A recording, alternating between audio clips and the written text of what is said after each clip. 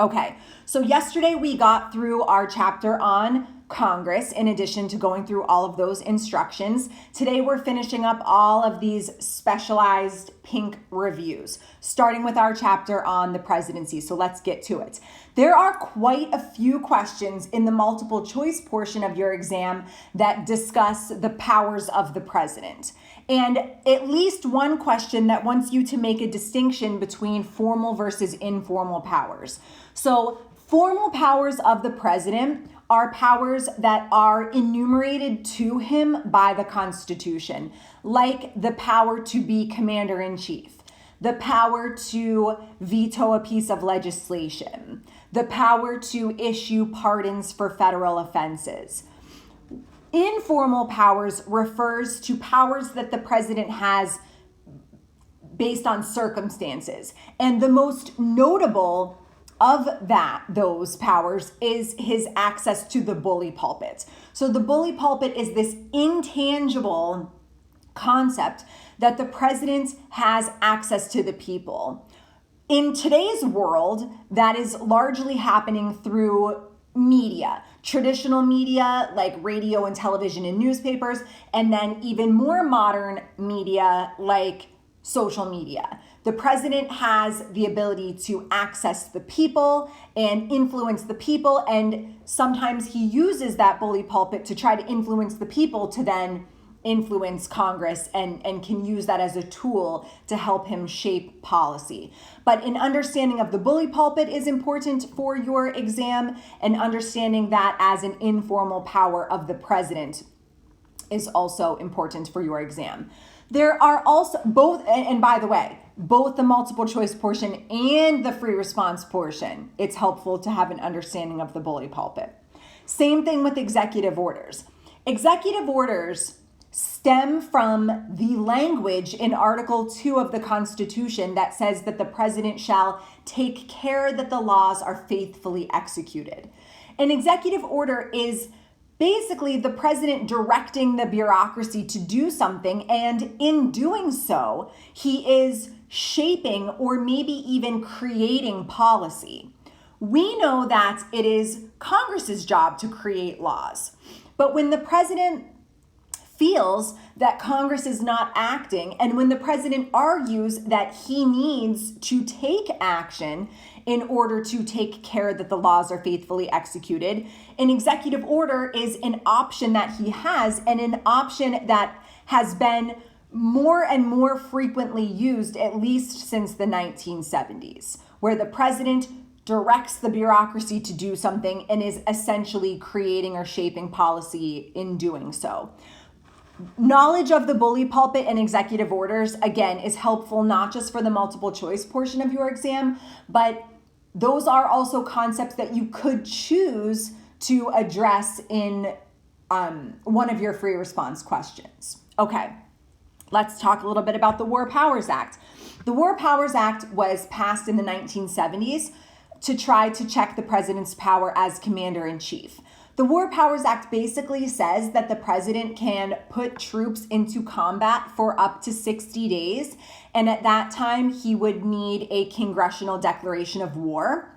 It does allow for an extension of an additional 30 days for a total of 90 days before there would need to be a congressional declaration of war. The War Powers Act was meant to try to clarify the president's constitutional power as commander-in-chief and Congress's constitutional power to declare war. We know that in reality, the president has, and not any one specific president, essentially all the presidents since its passage have disregarded the War Powers Act because Congress's only recourse, if the president continues to keep troops in combat without a declaration of war, would be for them to cut funding. And we talked about all of the reasons why that is unlikely to happen. So there is a question on the multiple choice portion about the War Powers Act and its relationship to the balance of power between the legislative and executive branches. All right, White House staff. There's a question on the multiple choice about this. One thing that we should note about the president's White House staff is that he can hire and fire his White House staff at will. White House staff employees do not require Senate confirmation. So the people that the president chooses to be part of his White House staff, his closest advisors that work for him in the White House, those people do not require Senate confirmation. There's a question about that on your multiple choice exam. Let's talk about vetoes in general. There's a question specifically about the pocket veto on the multiple choice portion. We know that when a piece of legislation shows up on the president's desk, he can sign it into law, he can issue a veto message, at which time it would go back to the House of Congress that it originated in and have to pass both houses with a 2/3 vote, or he could do nothing. Usually if he does nothing, after 10 days, the bill becomes a law without his signature. But if within those 10 days, Congress adjourns, that's a pocket veto, kills the bill, does not pass, and Congress would have to start from scratch with that type of legislation in the next session if they wished to do so. Last thing from our chapter on the president that you will definitely see in the multiple choice portion is a question about divided government. Divided government is when one or both houses of Congress are controlled by a different political party than the president. We are currently in the midst of a divided government. We have a Republican president and a Senate that is majority Republican, but we have a House of Representatives that is majority Democrat. When the same political party dominates both houses of Congress and the presidency, that is called unified government. Questions from this list or from our chapter on the executive branch? When was the last time we had a unified government? That's a good question. I believe at the most recent time we had a unified government would have been early in President Trump's administration. I believe after the 2016 election, we had Republican majority in the House, and I believe that switched as a result of the 2018 midterm election. I think that's the case. Prior to that, Obama had a unified government when he took office in 2008, and then he lost that majority. The Democrats lost that majority through midterm elections during his presidency as well. Other questions from this list? This isn't really a question, just a follow-up, but is that why presidents tend to get more done? So that is a really good question. Yeah, we spent some time talking about the misconceptions about divided government. Some people tend to think that divided government causes gridlock and it makes it so that people can't get along. But there are a lot of studies that show that divided government is in some ways more productive than unified government and produces better, longer lasting legislation. Because in unified government, the majority party does not feel the need to compromise. The majority party tends to log roll bills through Congress, and the minority party digs in its heels and resists. In a unified government, the minority party does not see a benefit to compromise. They want to derail government essentially to make it look bad so that they can win in the next election. In a divided government, there is much more motivation to cooperate and to seek out compromise from the other side. So that's an opinion point. You can feel about that however you want. Different studies have shown that there are some surprising benefits of divided government. Any other questions from this list?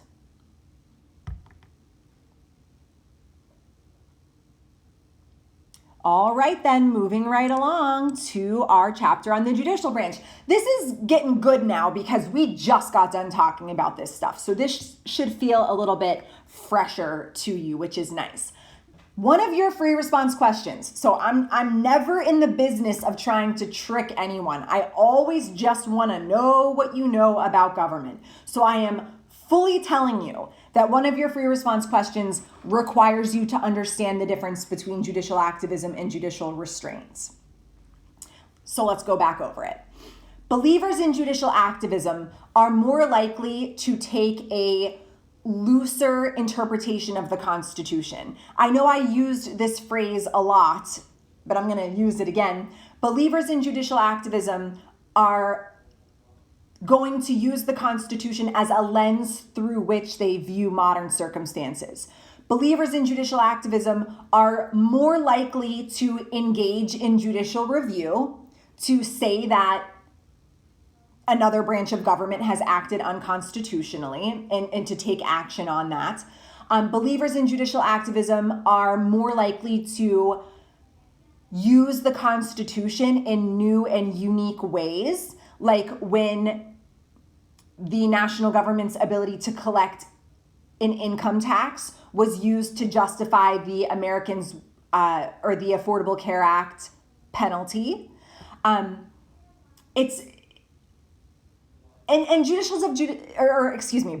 in judicial activism are sometimes more likely and more willing to overturn precedent and could potentially be less likely to adhere to precedent. Believers in judicial restraint are going to want to apply the Constitution as literally as possible. In their mind, they are applying the Constitution as in line with what the authors intended as possible. Believers in judicial restraint are less likely to engage in judicial review and more likely to defer to the other branches. Even if they disagree with something Congress has done, they will often acknowledge that Congress has the ability to make laws and kind of defer to their lawmaking power. Believers in judicial restraint are less likely to use the Constitution in new and unique ways. They are less likely to shape or create policy in the rulings that they hand down, and they're more likely to adhere to precedent. In your free response question, it very clearly uses the terms activism versus restraint. We did mention, though, that sometimes believers in judicial restraint call themselves strict constructionists, but that is not a term that will appear on your exam. It very clearly says activism versus restraint and wants you to display your understanding of the difference between the two. So questions just about that, since we know that one of the free response questions centers around those concepts.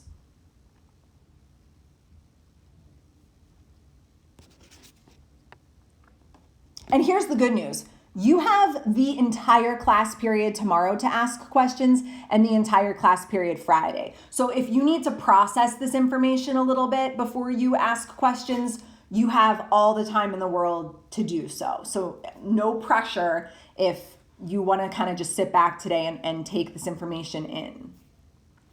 All right then, our next bullet point, checks and insulated. I feel like this is something we talked so much about. So allow me to go over this concept very specifically how it appears on this exam. I'm not going to go over every single way that the courts are checked and insulated. I'm going to address what appears on your upcoming exam. If the Supreme Court hands down a ruling that Congress does not like, or let's say the Supreme Court deems a law unconstitutional, the most direct thing that Congress can do is to reword and repass that law. We saw an example of that with U.S. v. Lopez, where the Gun-Free School Zone Act was deemed unconstitutional and Congress reworded and repassed that law.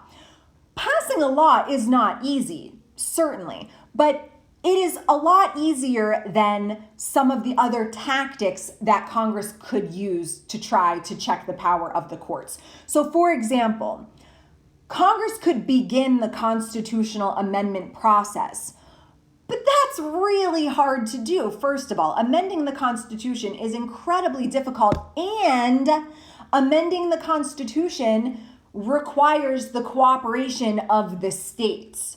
So that is a check that Congress cannot do alone over the Supreme Court. That is a check that Congress can instigate, but that then requires the cooperation of the states. So there's a reason I'm so specifically addressing this point, and it's because there's a question on the multiple choice portion that essentially asks, if the Supreme Court deems a law unconstitutional, what can Congress do about it? And the best answer, because it is the most straightforward thing Congress can do, would be to reword and repass that law. Okay. In terms of insulated, I'm trying to reference my list here now of questions. According to my list and I just looked back over the quiz yesterday. There's more questions about the checked than the insulated. So I think I'm gonna save some time and end that there. There's a question on the multiple choice about the types of court cases that the Supreme Court most often hears. The vast majority of Supreme Court cases are appeals. The Supreme Court only has original jurisdiction in a couple of limited circumstances. The majority of Supreme Court cases are appeals. I'm going to talk about judicial review when we get to Marbury versus Madison. Same thing with Federalist 78. When we get to that slide of required documents, I'll talk about it. So last thing from this slide is precedent. Precedent is the opinion of the court directing, or it's the opinion of the court being used to direct future rulings and even future legislation. So the opinion of the court is used to guide future decision making. That is precedent. The belief that precedent is very important is known as stare decisis, let the decision stand. And so there, on the multiple choice and potentially in the free response, depending on what angle you want to take, you could address the concept of precedent, using previous court cases to guide future decision making and to guide future legislation. Questions from this list?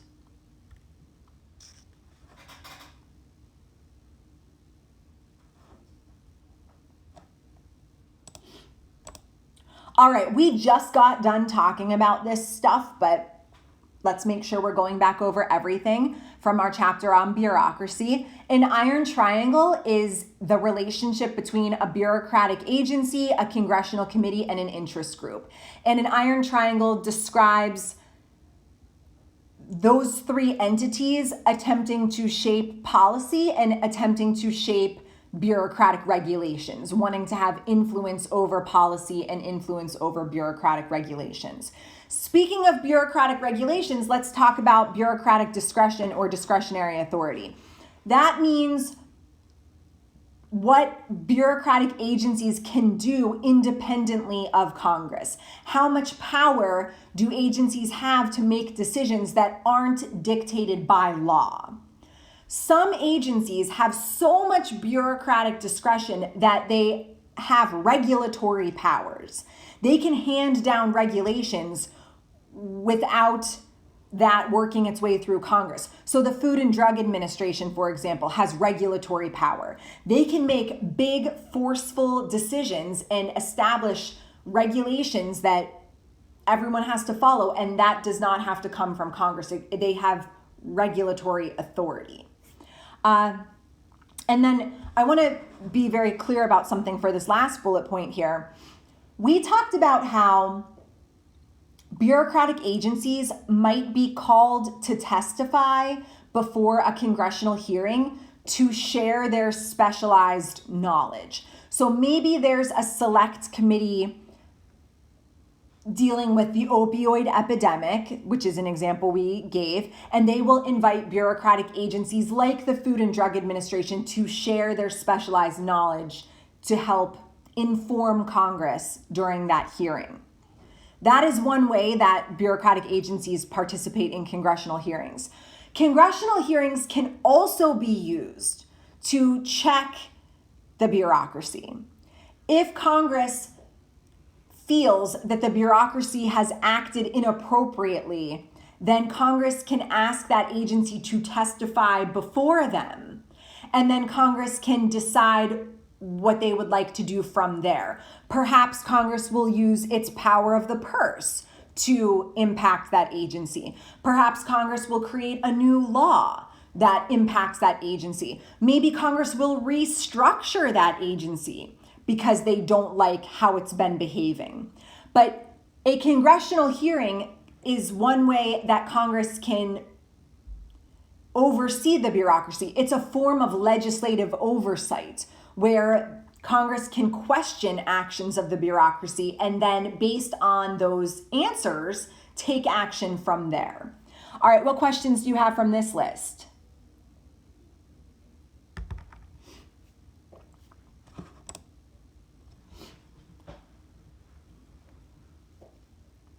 Okay, then, here are all of the required documents and required Supreme Court cases that appear on this exam. Federalist 51. From now until forever, when you hear Federalist 51, you should think separation of powers and checks and balances. Federalist 51 is the Federalist paper that says ambition must be made to counteract ambition. If men were angels, no government would be necessary. It's the Federalist paper that describes the three branches of government and then talks about how they will work to check and balance one another. Federalist 51 also addresses federalism and how federalism can work as a check and balance. Federalist 78 is all about the judicial branch and in particular defends the power of the judicial branch. Federalist 78 talks a lot about the lifetime appointment of judges and defends the decision to give judges lifetime appointments. And the Federalist 78 talks about how there are lots of checks and balances on the judicial branch, particularly the judicial branch's lack of enforcement power and how that would prevent the judicial branch from getting too powerful. Brutus 1 is a response to the Federalist Papers, and it's been a while since we've talked about it, so let's remind ourselves that Brutus 1 argues that the vague language of the Constitution will allow the government to get too powerful. Brutus 1 says things like, once you relinquish power, it's difficult to ever get it back. And Brutus 1 feared that the interpretable nature of the Constitution would allow the national government to gain too much power. The 14th Amendment is something that we talked about a while back, and it's something that we'll talk a lot about next week. The 14th Amendment only appears on your exam as an option in the argumentative FRQ. You know how in the argumentative FRQs you can pick where your evidence comes from? One of the documents that you can pick is the 14th Amendment. But if you don't feel that comfortable with the 14th Amendment, don't pick it, because we talked about it a long time ago and we'll talk so much more about it starting next week. Basically, the 14th Amendment was created to give newly freed African Americans citizenship. And the 14th Amendment says no state shall infringe upon your due process rights. No state shall infringe upon your equal protection rights. So if you don't feel comfortable with the 14th Amendment quite yet, then do not pick it on your FRQ. You have options. Marbury versus Madison established judicial review. Judicial review is the Supreme Court's ability to deem a law unconstitutional. Shaw v. Reno we talked about yesterday. Shaw v. Reno says that racial gerrymandering is a violation of your 14th Amendment equal protection rights. Baker v. Carr we talked about yesterday. It says my internet connection is unstable, so I'm happy to repeat whatever needs repeating. Baker v. Carr we talked about yesterday. Baker v. Carr says that malapportionment is a violation of your 14th Amendment equal protection rights. And then U.S. v. Lopez appears in one question on the multiple choice. You don't have to write about this in your free response. But U.S. v. Lopez said that the Gun-Free School Zone Act was unconstitutional because it could not be justified using the Commerce Clause. And it's an example of defending states' rights in a more narrow interpretation of the Constitution. Okay, I'm so glad we have a couple of minutes left because I can explain to you exactly what the rest of the week is going to look like. Tomorrow, you're coming to the Zoom and I am going to very clearly go over all of the instructions again. Those instructions were given yesterday. The instructions are also available to you in an audio recording in today's folder. And I'm going to go over those instructions again first thing tomorrow. You are then going to go into AP Classroom and promise me that you can see the Unit 2 exam. After that, you are either free to go to start your exam, or you can stay to review as much as you'd like and to ask me whatever questions you have. On Friday, we will meet briefly in our Zoom to make sure that we are all crystal clear on the expectations going into the weekend. And then you can either leave the Zoom to work on your exam, or you can stay to ask me as many questions as you have and to review as much as you'd like. So that's what the rest of the week looks like. What questions do you have right now?